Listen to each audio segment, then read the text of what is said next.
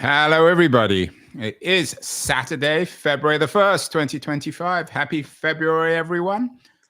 January already seems a long time ago. A week is a long time in politics, Harold Wilson famously said, although apparently he didn't actually say it like most well-attributed quotations. The person supposed to have said it didn't, but we know what Wilson meant.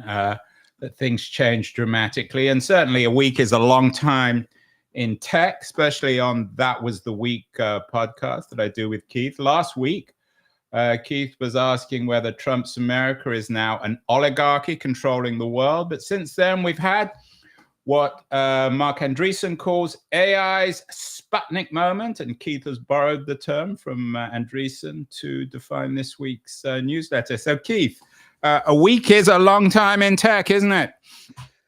It certainly is, and there are very few moments like this, actually, but they do reoccur through the history of tech. There are always weeks like this.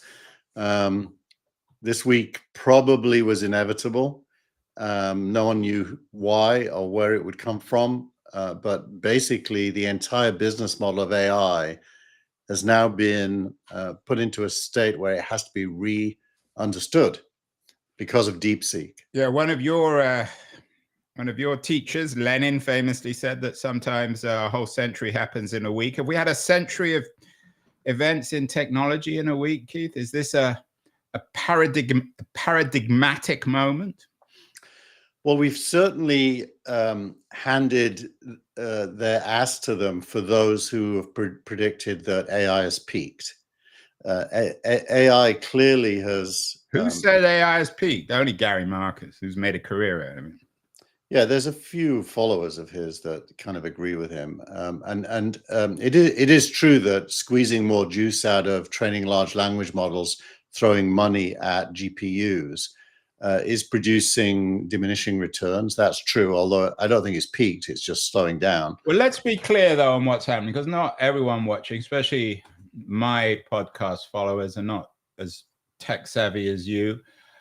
What exactly is DeepSeek, Keith? We talked about it last week, and actually you were kind enough to know that I suggested last week that it could mean a sharp correction for the markets. For the first time in my life, I've ever been right about the markets. But what does it mean? What is DeepSeek, and why does it change everything? Yeah.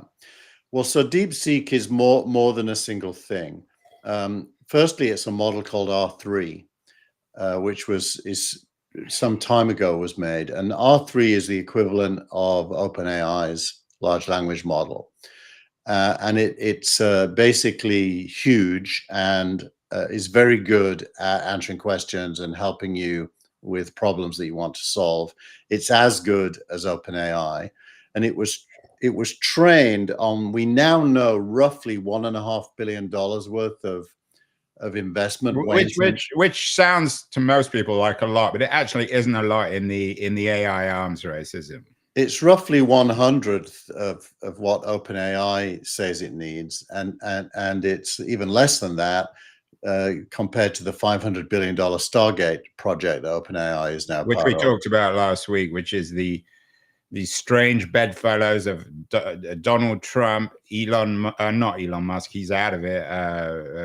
OpenAI, Sam Altman, SoftBank, and Larry Ellison, of all people. Right. So R3 has been known about for a while. You would have thought that would have, triggered some thinking, but it didn't.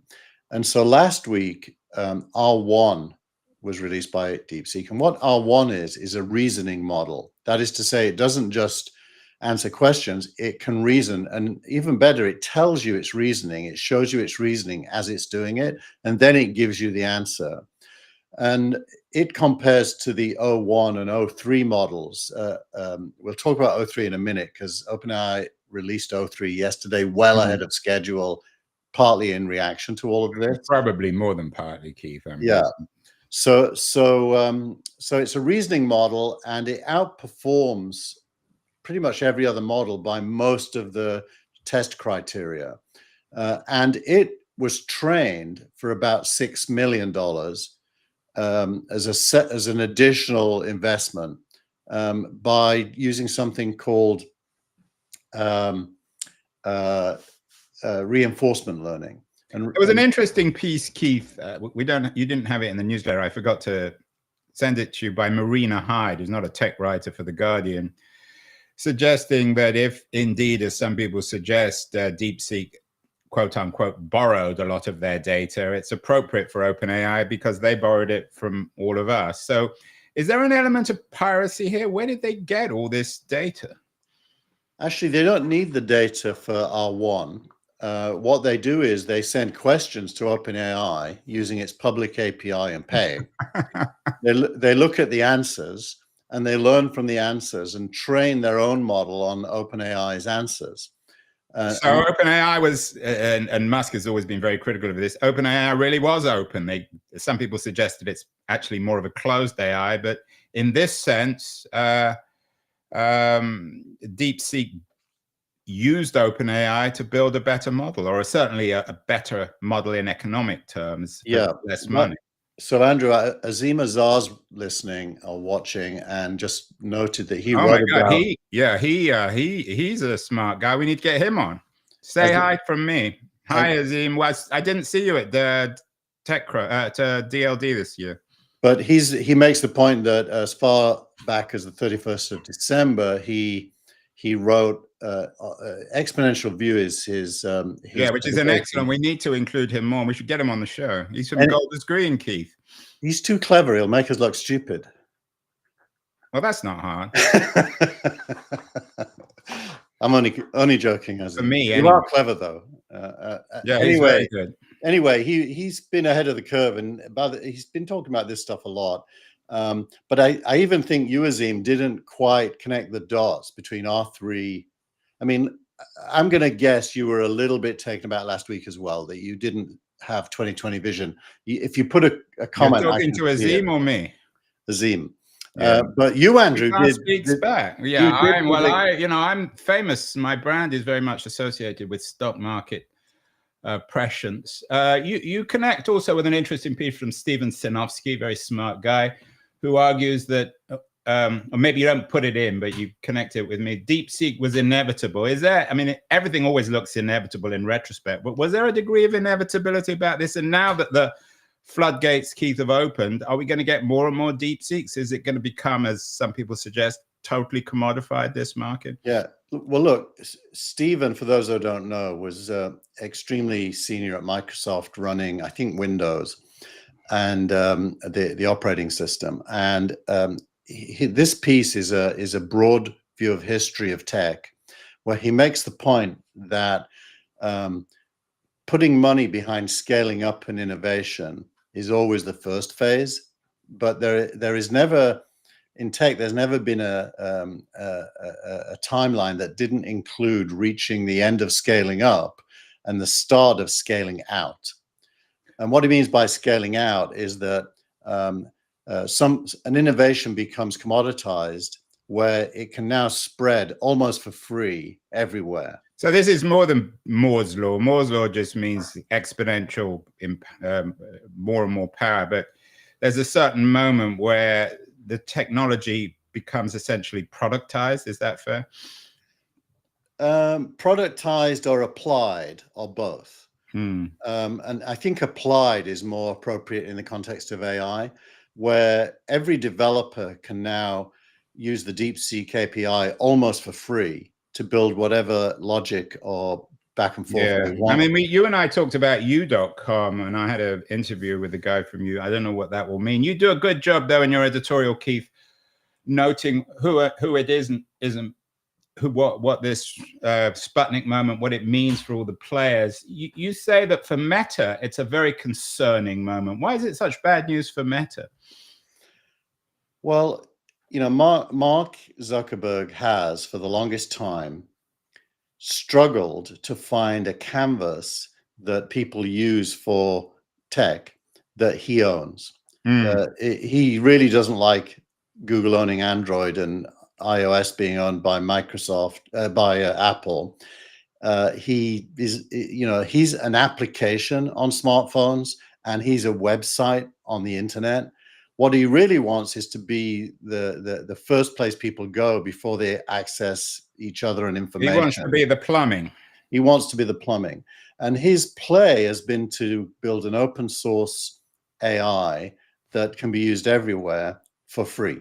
So essentially giving away everything to hurt the other players, OpenAI in particular. Correct. To slow the progress of OpenAI owning everything. And we've talked about this a lot, but it's still a prospect that OpenAI, because it is a consumer-facing wrapper in a chat format, it is, you know, now making, I think it's something like 6 to 8 billion a year. Yeah, they made an announcement. I don't know if you got it in the newsletter. They made an announcement about the numbers, and again, it sounds to me like panic stations at OpenAI trying to calm their investors and partners down. Correct. Now, so an open source model like DeepSeek that's better than Llama obviously is a huge threat. And you know, DeepSeek have spent maybe $1.5 billion all told, all time, and Meta is spending this year. It's going to spend, I think it said something like 30 to 40 billion this year on capex. So the world has shifted massively, and I think Llama starts to have to question everything about its strategy and its spending. So what does it mean for OpenAI? You say it means there is competition. I mean, I always understood OpenAI had competition, Google, Anthropic. You have to assume this isn't good news. I mean, Altman's put a good face on it, suggesting that they need to improve their game, and it's a good way to have competition. But I assume it's not good news for OpenAI, is it? You know, Reid Hoffman was asked that question this week. He's got a new book, Super Agency. Yeah, and I've got his co-author on the show next week, so I'm looking forward to having that. Maybe we can talk about that more in next week's issue. But Reid made the point, and I think this is true, but it would take someone a bit more technical than me to affirm it for sure, that the whole value chain down to DeepSeek relies on innovation in large language models. The better the large language model, the better the reinforcement learning will be, and the better the distilled versions, which is the smaller versions, will be, which most people can run on their smartphone or on their computer at home. So Reid's point is OpenAI still is the leader, although I think Anthropic honestly is better than it in some ways. Yeah, and on your advice, I use Anthropic. But they're both good, and I think if they keep innovating, they will get back the money they're investing, and DeepSeek will feed off it, because unless they don't have a paid interface, they can't really block DeepSeek and others. You know, only yesterday, by the way, the Allen Institute released a new model that's better than DeepSeek. They also open sourced it, and more than open sourcing it, they open sourced the data, the weightings, and all of the elements that went into building it. I don't mean to rub your nose in this, Keith, but a few months ago, a year ago, you were talking on it. You may not have used the I word, inevitability, but you were suggesting that OpenAI was almost unavoidably going to become a multi-trillion-dollar company, and it was way ahead, and there was no way it was going to be stopped. Have you begun to be a little more nervous about that kind of prediction? I actually haven't, because you have to use these tools to know why, but OpenAI, broadly speaking, is far ahead of everybody else in building large language models and rolling out reasoning models. And it's just begun to roll out agentic models. It's schedule. It's very primitive, but it does have it. And as you look at the likely trajectory of AI to become, you know, to get to an endpoint, possibly this year, where we can all create armies of agents that do various tasks for us, OpenAI is in the lead and is owning the revenue. The real winner here will own the revenue. I think the large language model is a table stakes. Owning the revenue is about delivering things that people use. So it's right. And so two companies that are very good at owning the revenue are Microsoft and Google. Microsoft own the revenue for the pre-internet. Google have earned it for the internet.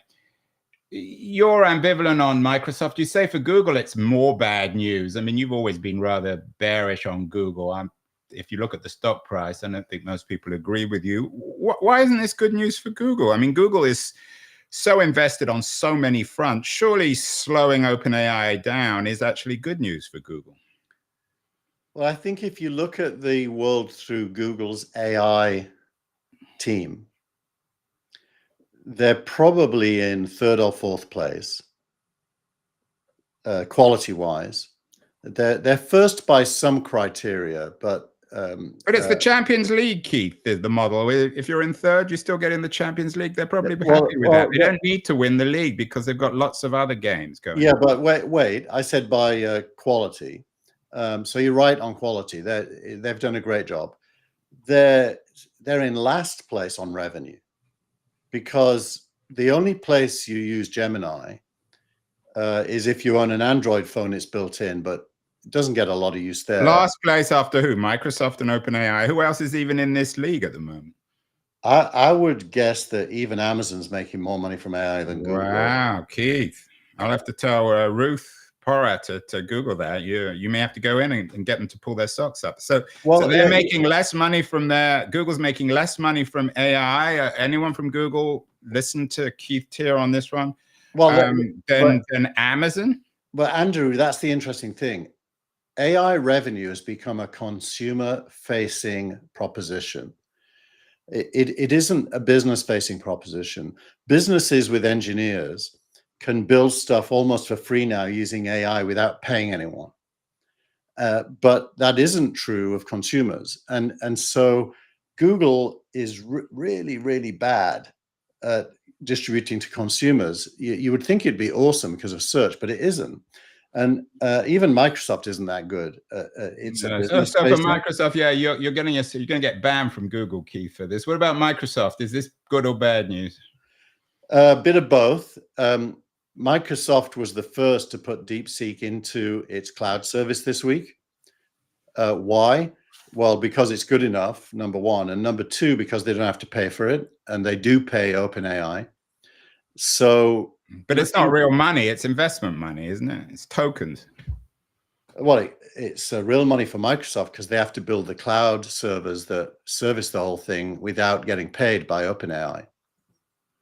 So it's real money for Microsoft. So Microsoft basically has the option of detaching its dependence on OpenAI. It probably won't for some time to come, but by putting it in so fast, it's a signal that Microsoft is agnostic to who owns and runs the model. Right. So Microsoft is moving farther and farther away from AI. What about some of the other players? You suggested that Amazon's making money. What about NVIDIA and Grok, Elon Musk? What does it mean?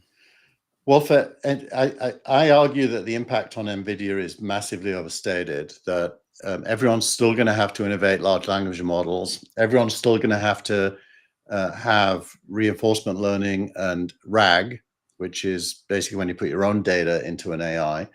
And so I don't see NVIDIA's sales slowing down at all because of this. In fact, they may speed up as the long tail. As Keith is saying, buy NVIDIA, is that? You know, we don't give investment advice, and I'm even worse than you at public market investing because it's all about timing and sentiment. But, you know, you're not good on timing or sentiment. Tell Janae that. Terrible. Grok is interesting. I thought Grok was going to be the DeepSeek because A, because of Elon being so smart, but B, because of the investment. Yeah. They've probably been caught with their pants down by DeepSeek, and Grok 3, which is their next version, built on 100,000 NVIDIA GPUs.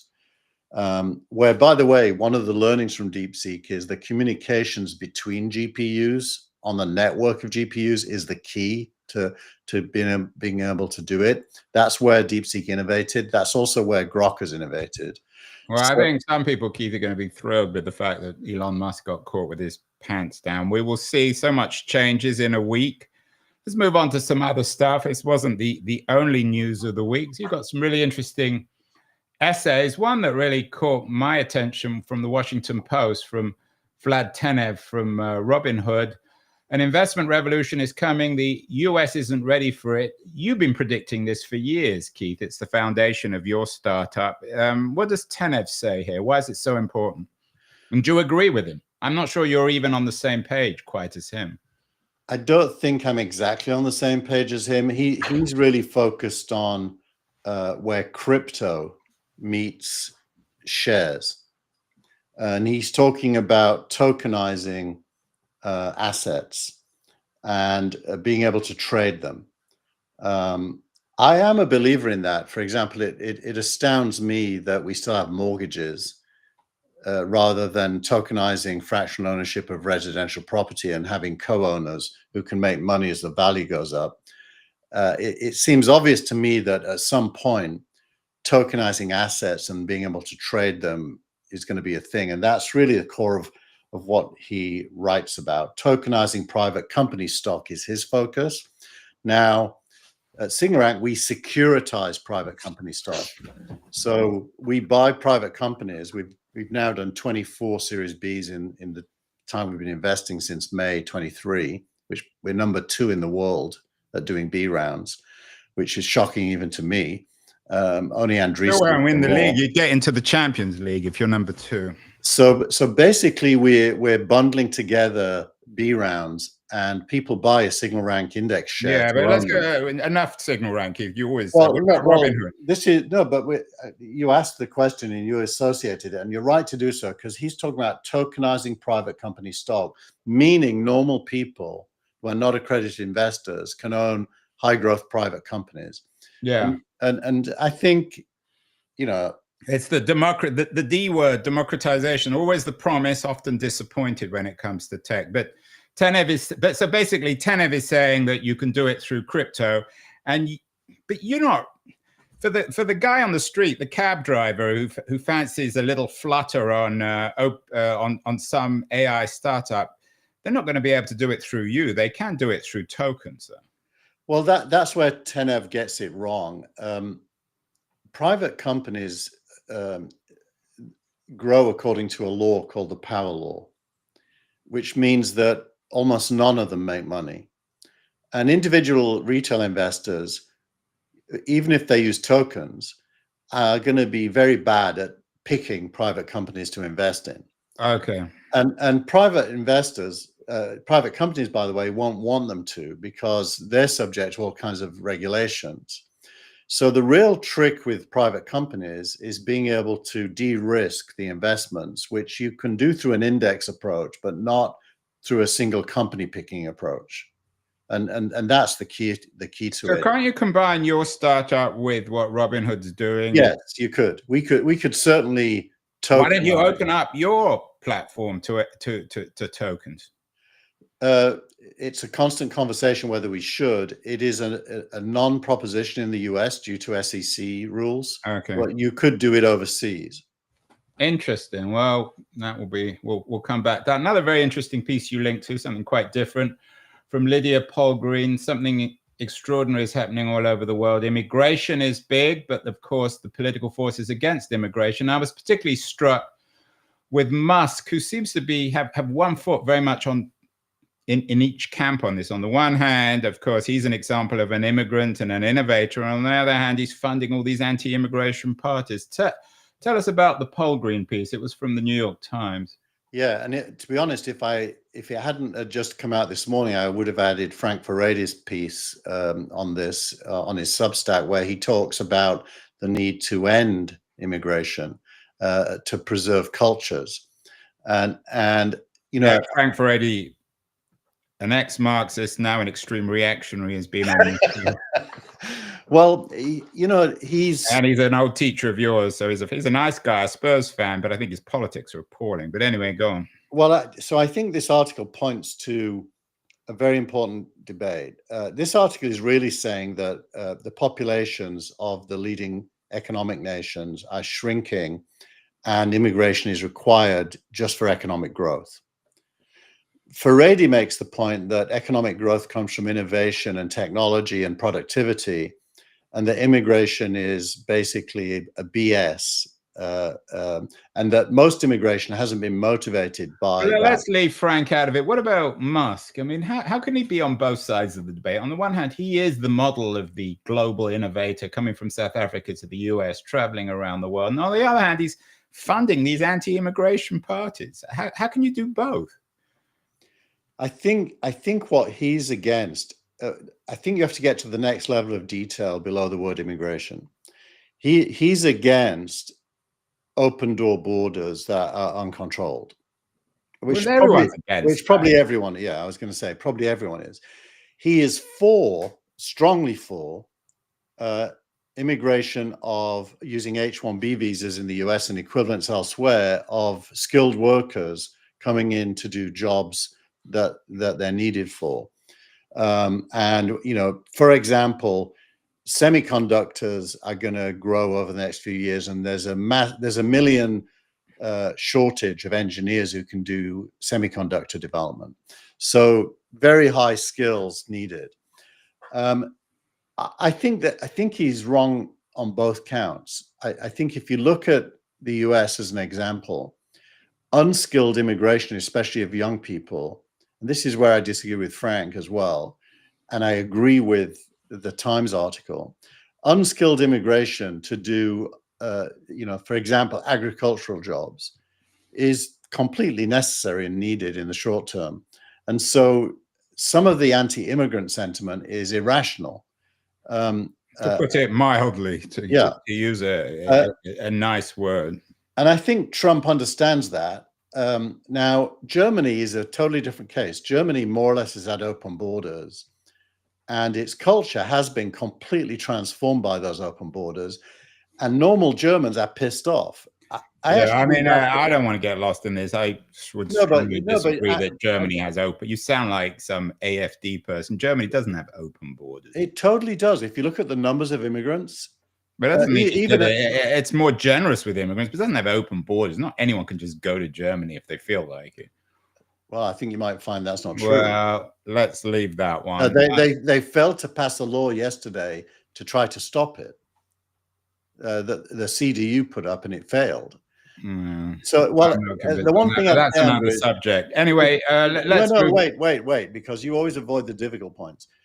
If you deny normal people the right to feel like there's too much immigration, that doesn't make you, you know, I don't think you're a racist to say there's too much immigration. You're a racist if you're a racist, but there is a legitimate conversation about immigration and society. Yeah, there is, but it doesn't, and this has nothing to do with tech, but it doesn't make you necessarily want to vote for the AfD or the National Front in France or Farage's party in the UK or Trump in America. You can have a sensible policy. And the Democrats and the left anyway are not open borders. That's another issue. But yeah, let's move on to other things. Your favorite girlfriend, Keith, came up in an interesting FT piece. Lena Khan warns of catastrophic consequences if Trump gives a free hand to private equity. What's Khan's warning here? And is she right? I know you generally don't agree with Lena Khan. You know, I think she's not reading the room when she says things like this.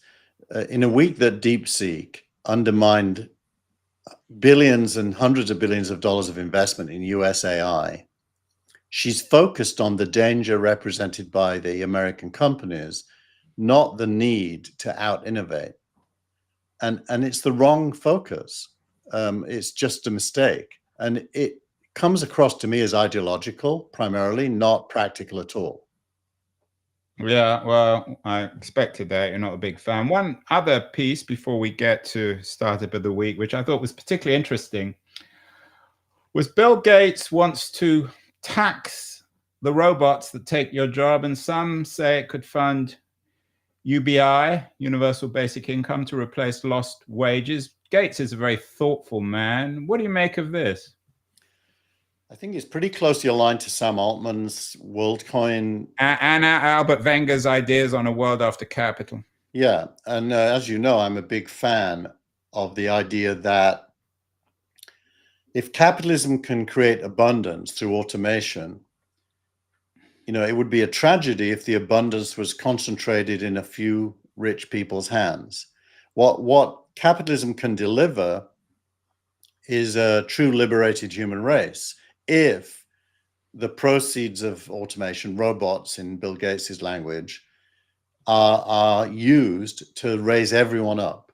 And I anticipate there's going to be huge abundance where, using classical economic language, value is no longer created by labor because labor is unrequired. And so that abundance has to be distributed. Funnily enough, Mark Andreessen last week disagreed with Sam Altman that the social contract is going to have to change. But then he went on later in the week to talk about the distribution of abundance as well.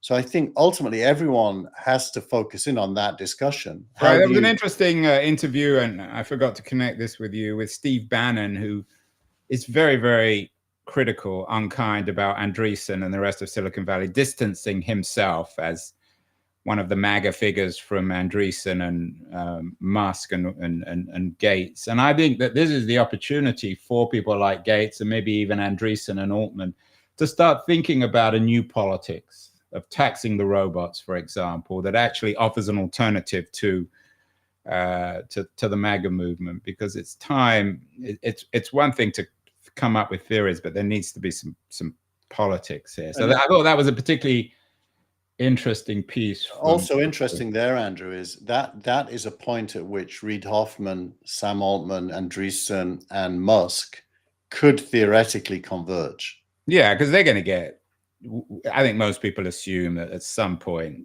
Musk and Trump are going to lose interest in each other. So we'll be seeing lots of interesting stuff coming up. Meanwhile, your startup of the week, Keith, is a very interesting company. I've used it in the past. 11 Labs, they're valued now at $3.3 billion, with a new $180 million Series C funding.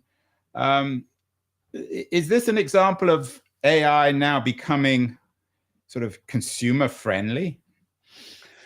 Yeah, you talked about the importance of revenue. I mean, are 11 Labs making money? I've subscribed to them in the past. I don't currently, but I probably should. Yeah, that's what they are first, because not everyone's going to know. Yeah, what they are is they focus on audio and video.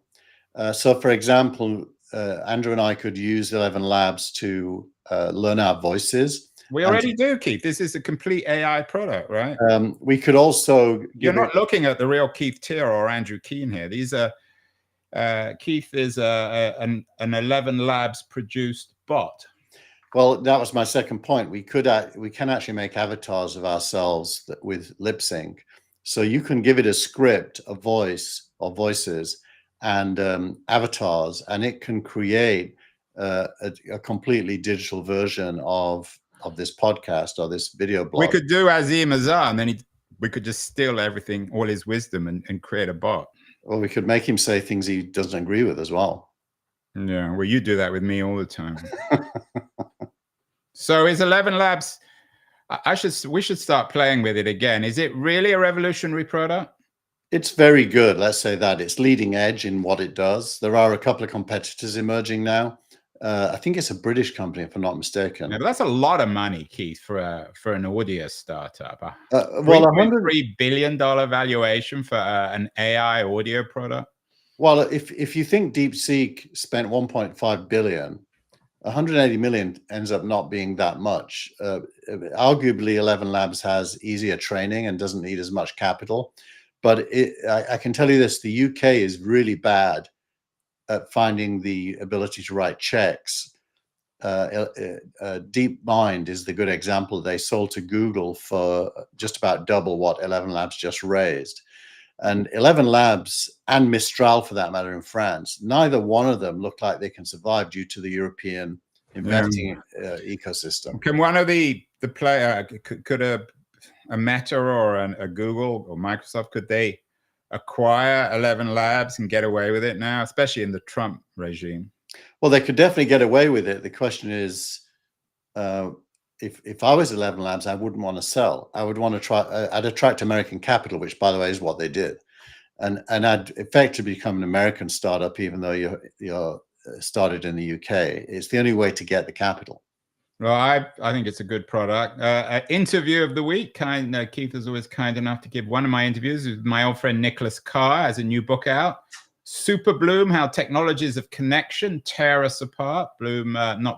Carr is a tech skeptic, a critic, the original one. Everybody else now is following him. Do you like Nicholas Carr, Keith? Do you think he's an important? Of course, he wrote the original book on the decline of attention. Yeah. So look, I think he's a throwback. I mean, his point is quite simple, that face-to-face communications can't be replaced by digital. And even though digital scales you to more relationships, it alienates you from the other people, and therefore you become less social, not more. At the core, I really disagree with that. I think Zoom and what we're doing here is a great example of the opposite. So I don't really agree, but I can understand why someone from his generation feels. Where you're from is you're older than he is. Was it from his generation? But I've spent my whole career in tech, learning it and using it, so I'm native to it. He's really looking at it from the point of view of an intellectual who feels undermined by it. Well, another fellow from, to borrow from Keith, Nick Carr's generation, is a certain Mark Andreessen. He has the post of the week. DeepSeek R1 is AI's Sputnik moment. He put that up on January 26th. Do you think he's right? Is it a Sputnik moment, Keith?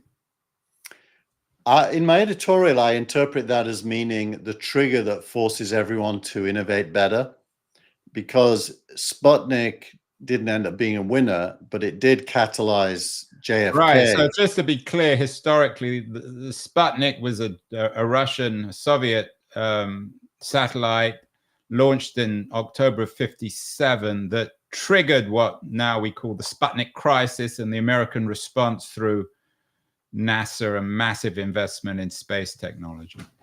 Right. So you could argue that most of the late 60s and 70s wouldn't have happened in the same way were it not for Sputnik, because it triggered everything. And we've seen this week with OpenAI launching O3 that they're already competing for the moonshot. Yeah, and to come back to your friend Lena Khan, there is the difference from 1957 and the original Sputnik moment and the crisis was that the state invested in technology through NASA. Today, there is no NASA option, is there, realistically? I mean, even the Democrats wouldn't be responding to this original to the original crisis with the Sputnik moment by saying that we need to spend trillions of dollars. I mean, Joe Biden might have, but he's history. Look, I think it's interesting that at a time when innovation is crying out for as much capital as it can get its hands on, the contrast between the Stargate announcement, which has state backing, 500 billion, let's be clear, we talked about that last week, 500 billion. The contrast between that and Elon Musk's narrative that the state spends too much is going to catch them with their pants down. You can't have it both ways. Either you want to create... That's the second metaphor you've used of Musk and pants down, Keith. Do you know something that we don't know? Well, I think he has a blind spot when it comes to the relationship between government and the private sector. And I do think the US government is the world's most powerful agency, if it chooses to be, to make things happen. The fact that it doesn't, as you said, the fact that it doesn't make things happen and that private sector is doing it is a choice.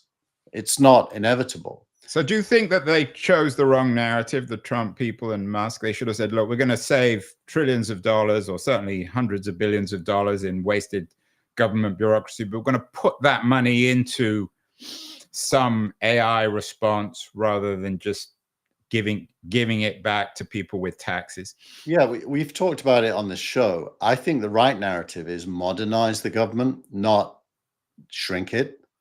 You can do both. because modernizing costs less, as DeepSeek has shown.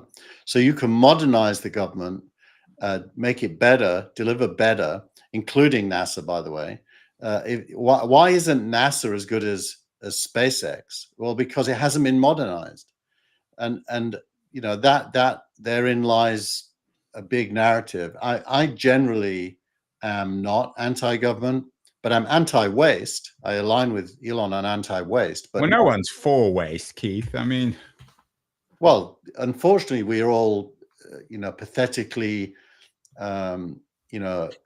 passive when it comes to waste. We all know there's massive government waste, and right now Elon wins because he's the only guy calling it out and doing something. Yeah, and there was a good piece from Gillian Tett this week in the FT about automating government and being sympathetic to Musk. We will come back to that. So much happening. That was certainly quite a week in tech, Keith. We will congregate again. We will return on February the 8th, when no doubt many more hundreds of billions of dollars will have been invested in AI. But have a great week, Keith, and we'll see you next week. Thank you so much. Thank you. Bye, everyone.